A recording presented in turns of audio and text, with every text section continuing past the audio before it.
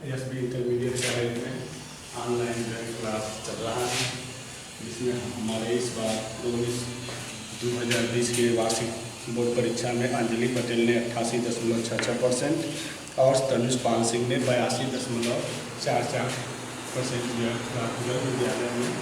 विद्यालय का नाम रोशन किया। तो हम पढ़ेंगे तत्वों का वर्गीकरण तथा उसके गुणों की आवश्यकता भाग 3। इसके पहले जो है हम पढ़े थे तत्वों का वर्गीकरण पढ़े थे, अब इसके बाद पढ़ेंगे उनके गुणों की आवश्यकता। तो तत्वों के गुणों की आवर्तिता, तत्वों के गुणों की आवर्तिता, तत्वों के गुणों की आवश्यकता जो है हमें किन किन चीज़ों से जो है प्राप्त होती है आवर्त सारणी में। पहला नंबर है उसका इलेक्ट्रॉनिक विन्यास, इलेक्ट्रॉनिक विन्यास। दूसरा है उसका ऑक्सीकरण संख्या, और तीसरा है उसका परमाणु त्रिज्या, परमाणु त्रिज्या। चौथा है आयनिक त्रिज्या, आयनिक त्रिज्या। और पांचवा है आयनन विभव। छठवां है इलेक्ट्रॉन वर्धुकता।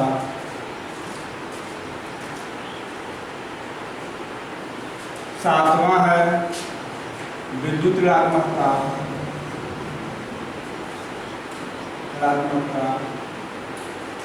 आठवां है धन विद्युतीय लक्षण। नौवां है ऋण विद्युतीय लक्षण।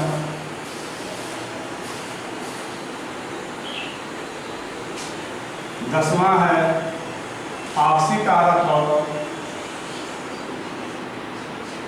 और अपचायक। इन जो है 10 चीज़ों से जो है हमें किसी भी तत्व के गुणों में जो है आपस में जो है आवर्तिता जो है पाई जाती है। तो सबसे पहले हम जो है इलेक्ट्रॉनिक विन्यास को देखेंगे कि इलेक्ट्रॉनिक विन्यास से हमें जो है तत्वों के गुणों में आवर्तिता कैसी पाई जाती है। तो हमें ध्यान देंगे कि यदि तत्वों को जो है बढ़ते हुए इलेक्ट्रॉनिक विन्यास के आधार पर रखा जाए तो उनके वाहकत्व कोष में जो इलेक्ट्रॉन होते हैं उनकी संख्या जो होती है क्रमशः जो है एक दूसरे से बढ़ती जाती है। और बढ़ते हुए जो है इलेक्ट्रॉनिक विन्यास के आधार पर हम यह बता सकते हैं कि इनके गुणों में जो है आवर्तता पाई जाती है। जैसे हम उदाहरण के लिए आवर्त दूसरा और आवर्त तीसरा का एलिमेंट लेते हैं, आवर्त 2 और आवर्त 3, और इसका यहाँ पर इलेक्ट्रॉनिक विन्यास लेते हैं। आवर्त 3 में भी आवर्त 3, इसका जो है इलेक्ट्रॉनिक विन्यास जब हम करते हैं तो ध्यान देंगे यहाँ पर आवर्त 2 में चलेंगे तो पहला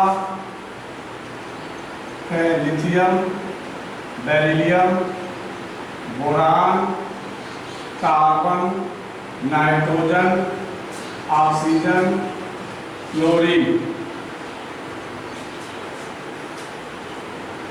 और जब इनका हम तीसरा मिलेंगे तो sodium, magnesium, aluminium, silicon, phosphorus, sulphur, chlorine. अब इसका इलेक्ट्रॉनिक विन्यास करते हैं तो इलेक्ट्रॉनिक विन्यास जब करेंगे तो जो है जैसे जैसे हम जो है वर्ग बढ़ते जाएंगे, आवर्त बढ़ते जाएंगे, बाएं से दाएं तरफ जाएंगे तो इसमें इलेक्ट्रॉन की संख्या जो है अधिक होती जाएगी। जैसे 2 और 1, इसका 2 और 2, 2 और 3, 2 और 4, 2 और 5, 2 और 6, 2 और 7, इसका इलेक्ट्रॉनिक विन्यास हो गया। मतलब यहाँ पर ये जो है क्रमशः जब हम किसमें पढ़ रहे हैं आवर्त में जब बाएं से दाएं चल रहे हैं तो इलेक्ट्रॉनों की संख्या क्रमशः क्या होती है, बढ़ रही है। इसी तरह यहाँ पर चलेंगे 2 8 1, 2 8 2, 2 8 3, 2 8 4, 2 8 5, 2 8 6, 2 8 7। यहाँ पर भी जो है जब जा रहे हैं तो इलेक्ट्रॉनों की संख्या जो है क्रमशः बढ़ती जाती है। तो इससे हमें मालूम होगा कि जिनके इलेक्ट्रॉन की संख्या सेम होगी उनके गुण जो है सेम होंगे और इनको आवर्त सारणी के एक ही वर्ग में रखेंगे। जैसे इनके अंतिम कोष में जो है एक इलेक्ट्रॉन दोनों हैं तो इनके गुण लिथियम का गुण जो है सोडियम से मिलेगा, इनको पहला में रखेंगे। इसमें बेरिलियम का गुण मैग्नीशियम से मिल रहा है, इसको दूसरा के में रखेंगे। तीन मिल रहा है इसका तो तीसरा के में रखेंगे, चौथा के में रखेंगे, पांचवा के और छठवां के और सातवां के। मतलब अंतिम कोष के इलेक्ट्रॉन के आधार पर इनको आवर्त सारणी में जो है स्थान देते हैं। तो इसके कारण भी इलेक्ट्रॉनिक विन्यास के कारण भी इनके गुणों में जो है आवर्तता पाई जाती है। दूसरा है ऑक्सीकरण संख्या। ऑक्सीकरण संख्या, ऑक्सीकरण संख्या क्या होती है जिसको इंग्लिश में कहते हैं ऑक्सीडेशन नंबर। ऑक्सीडेशन नंबर किसी भी यौगिक में उसके तत्व पर उपस्थित धन और ऋण आवेशों की संख्या ही उसकी ऑक्सीकरण संख्या कहलाती है। जैसे NaCl एक यौगिक है, इसलिए यौगिक दो तत्वों से मिलकर बना है, सोडियम से और क्लोरीन से मिलकर बना है। तो सोडियम का इलेक्ट्रॉनिक विन्यास होगा 281 और क्लोरीन का होगा 287। तो यहाँ पर इसके अंतिम कोष में कितने इलेक्ट्रॉन हैं? एक है, तो एक इलेक्ट्रॉन त्याग देगा तो इस पर सोडियम आयन हो जाएगा और क्लोरीन एक इलेक्ट्रॉन जब ग्रहण कर लेगा तो इस पर माइनस आवेश हो जाएगा। तब यहाँ पर किसी भी यौगिक में उसके तत्व पर उपस्थित धन और ऋण आवेशों की संख्या है उसकी ऑक्सीकरण संख्या कहलाती है। तो यहाँ पर सोडियम की ऑक्सीकरण संख्या +1 और क्लोरीन की ऑक्सीकरण संख्या -1 हो गया। तो ऑक्सीकरण संख्या किसी भी यौगिक में उसके तत्व पर उपस्थित धन और ऋण आवेशों की संख्या ही उसकी ऑक्सीकरण संख्या कहलाती है। जितना उस पर धन आवेश होगा वह उसकी ऑक्सीकरण संख्या हो जाएगी और जितना उस पर ऋण आवेश होगा तत्व पर उसकी जो है उसकी ऑक्सीकरण संख्या हो जाएगी। अब इसी तरह हम आवर्त सारणी में जब चलेंगे तो आवर्त सारणी में जब चलने के लिए हमें जानते हैं कि आवर्त सारणी को 4 भागों में बांटा गया है। SPD और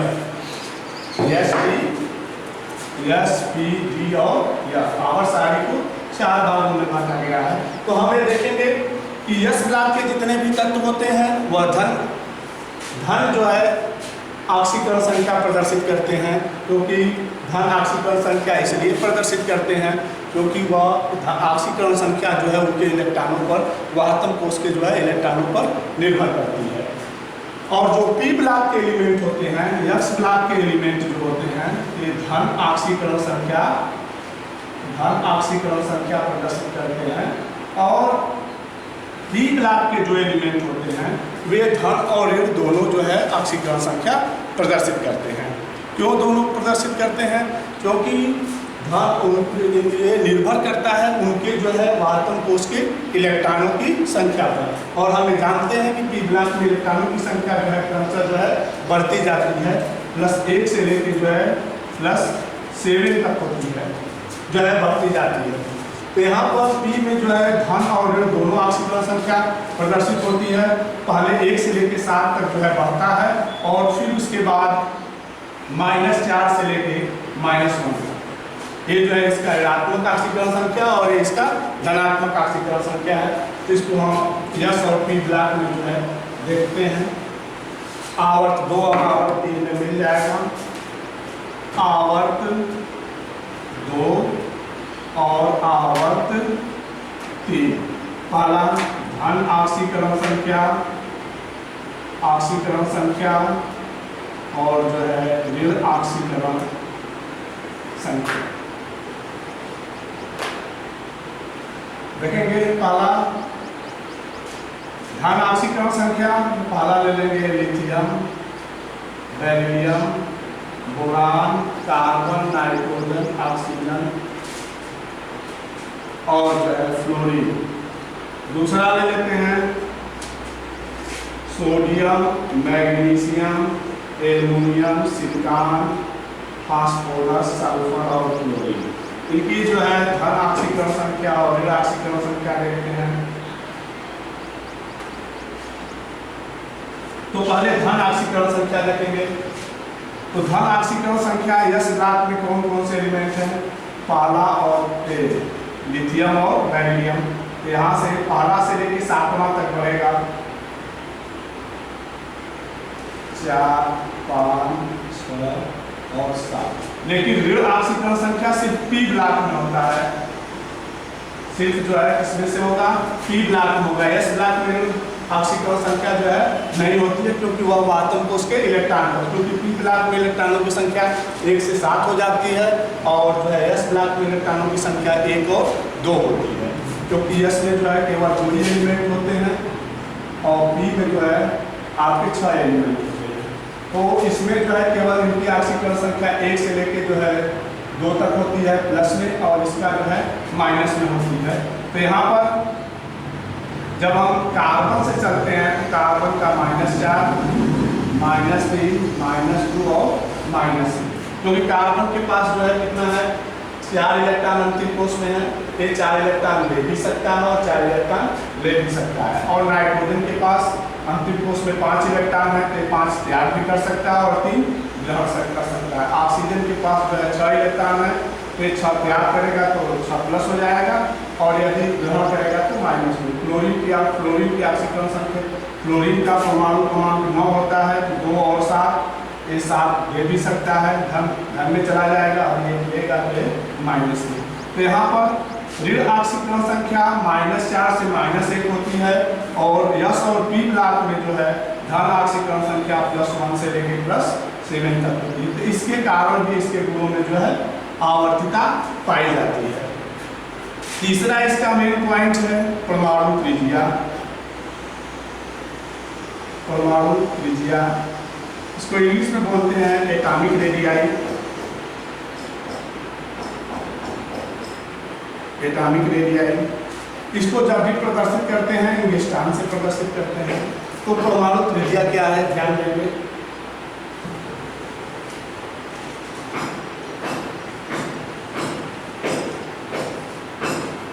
परमाणु त्रिज्या होती है, इसकी परिभाषा है किसी अणु में उपस्थित उसके परमाणुओं से नाभिक के बीच की आधी दूरी को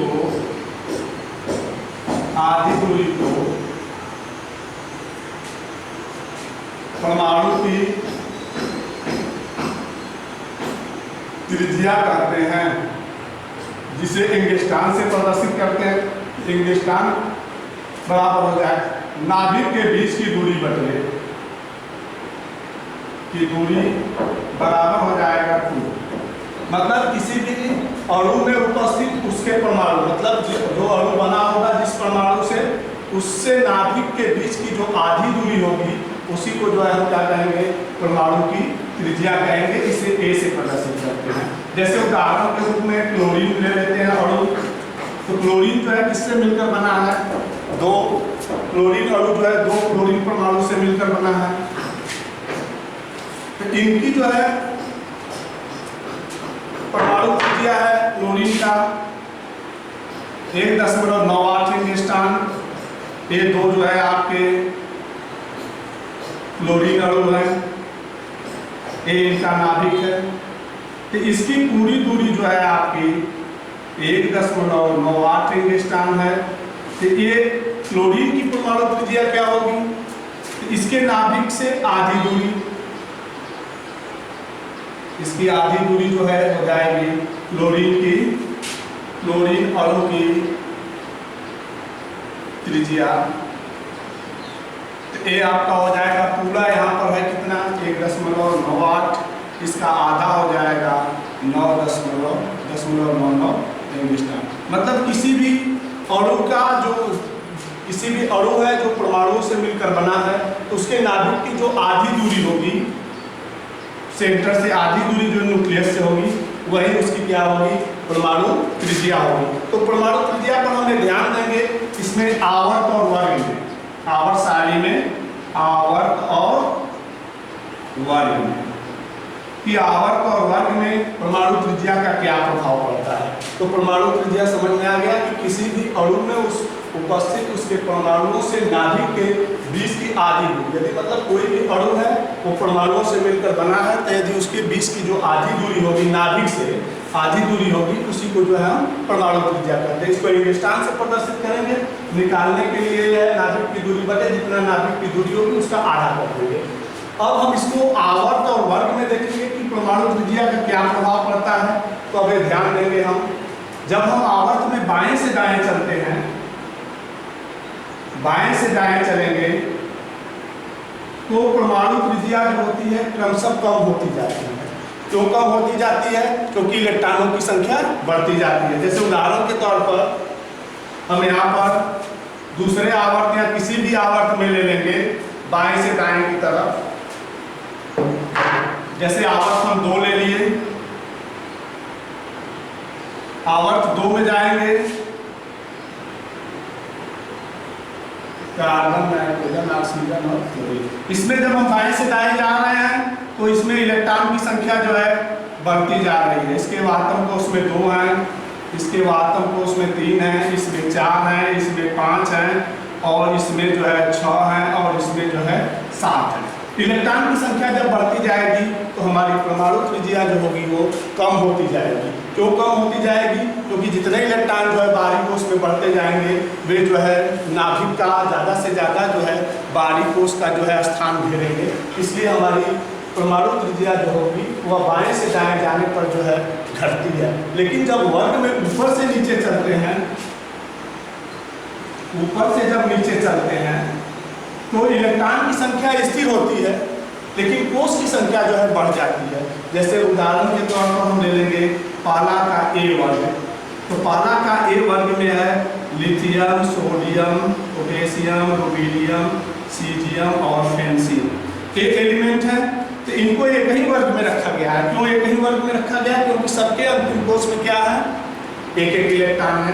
तो इलेक्ट्रॉन की संख्या यहाँ पर स्थिर हो जा रही है लेकिन जो है इनके कोष की संख्या जो है क्या हो जा रही है? बढ़ जा रही है। जैसे उदाहरण के रूप में इसका है, इसमें 2 कोष हैं, 3 है इसका 11, इसका 19, इसका 37, इसका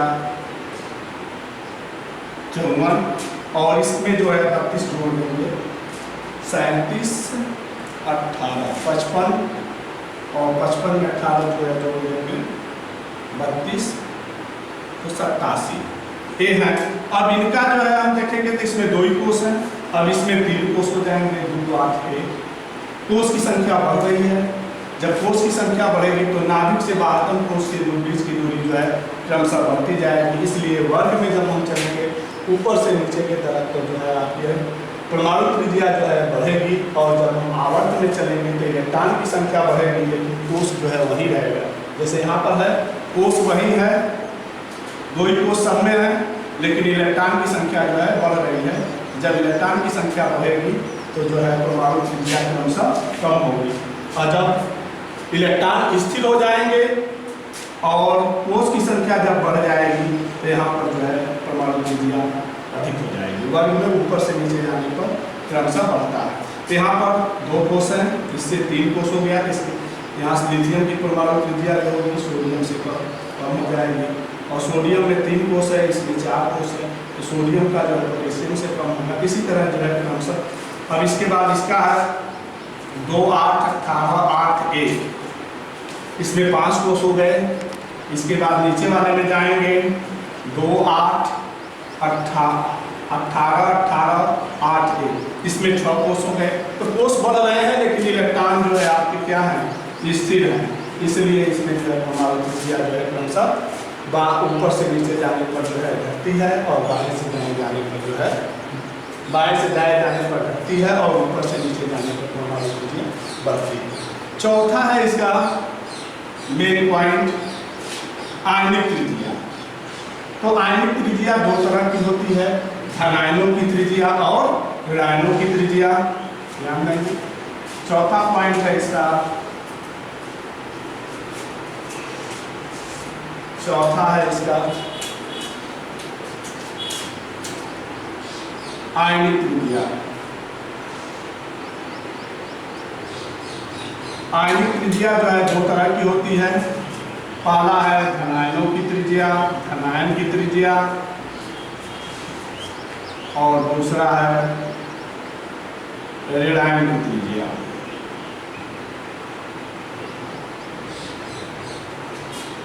धनायन की त्रिज्या जो होती है, किसी भी परमाणु की जो धनायन की त्रिज्या होती है, जो उस परमाणु की त्रिज्या से जो है कम होती है। जैसे उदाहरण के रूप में देखेंगे, सोडियम की जो परमाणु त्रिज्या और सोडियम आयन का है, तो सोडियम की आयन की जो भी परमाणु त्रिज्या जो होगी वह सोडियम से कम होगी। क्यों कम होती है? क्योंकि बाहरी कोश से जब इलेक्ट्रॉन निकल जाते हैं तो नाभिक पर जो है नाभिकीय आवेश आ जाता है। जब नाभिकीय आवेश आ जाएगा तो धनायन की त्रिज्या जो है क्रमशः कम हो जाती है। इसमें सोडियम का 281 है, इसमें 3 कोश हैं, इसकी परमाणु त्रिज्या जो है 1.2 एंगस्ट्रॉम है, और इसमें 2 ही कोश हो गए, 2 और 8, तो इसकी परमाणु त्रिज्या जो है आपकी घटकर कितना हो गई 0.71 एंगस्ट्रॉम। मतलब जब भी किसी भी तत्व की परमाणु त्रिज्या उसके धनायनों की जो है त्रिज्या से हमेशा कम होती है। क्योंकि जब बाहरी कोश से इलेक्ट्रॉन जब आप निकाल लेते हैं तब जो है उस पर नाभिक पर जो है नाभिकीय आवेश आ जाता है, जैसे सोडियम और सोडियम आयन देखेंगे।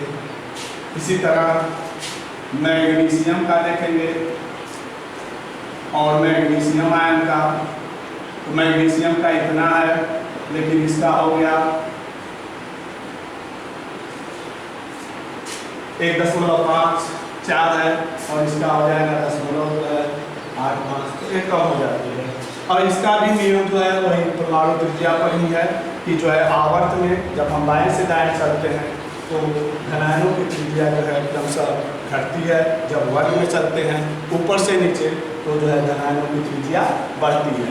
अब ऋणायनों की त्रिज्या, किसी भी तत्व के ऋणायनों की त्रिज्या जो होती है उस तत्व की त्रिज्या से अधिक होती है। जैसे उदाहरण के तौर पर क्लोरीन है, इसमें जो है 2 और जो है 7 है, यहाँ पर क्लोराइड आयन हो जाएगा जो कि एक इलेक्ट्रॉन ग्रहण कर लेगा, ये जो है 2 8 हो जाएगा। ये अक्रिय अवस्था में हो गया, एक इलेक्ट्रॉन लेने के कारण अब इसकी परमाणु त्रिज्या से जो है इसकी परमाणु त्रिज्या जो है अधिक हो जाएगी। जैसे इसकी परमाणु त्रिज्या को हम मान लेते हैं 1.98 एंगस्ट्रॉम, तब इसका हो जाएगा 2.10 एंगस्ट्रॉम। मतलब कि ऋणायनों की त्रिज्या जो होगी, 2 तत्व हैं उनकी जो है त्रिज्या से जब ऋणायन हो जाएंगे तो उनकी त्रिज्या जो है अधिक हो जाएगी। एक चीज़ जो है परमाणु त्रिज्या पर भी निर्भर करते हैं कि जब हम आवर्त में बाएं से दाएं जाएंगे तो ऋणायनों की त्रिज्या जो है क्रमशः जो है घटने लगती है। उदाहरण के तौर पर आप देख सकते हैं कि कार्बन 4, नाइट्रोजन 3, ऑक्सीजन 2 और जो है क्लोरीन का -9 ये है, एक क्रमशः जो है घटता जाएगा आपका। तो उसी तरह आपका ये है वर्ग में जब चलेंगे, ऊपर से जब नीचे चलेंगे तो ऋणायनों की त्रिज्या जो है क्रमशः बढ़ती जाती है। तो ये जो है आप ये दोनों जो है आयनिक त्रिज्या जो है ये डिपेंड करते हैं जो है परमाणु त्रिज्या पर, और परमाणु त्रिज्या जो है डिपेंड करती है कोश की आकृति पर। ये जो है अब तक इसमें इन चीज़ों के द्वारा भी तत्वों के गुणों में आवर्तता पाई जाती है। इसके आगे अभी और पॉइंट हैं जो है जिससे जो है बताया जाएगा कि तत्वों के गुणों में आवर्तता के बारे में, आयन विभव, इलेक्ट्रॉन मंडितता, विद्युत ये सब जो है चीज़ें आपको आगे मिलेगी। और इसमें जो आपको समझ में आया हो उसको जो है व्हाट्सएप पर जो है आप मैसेज के रूप में जो है समझ दें। और आपके लिए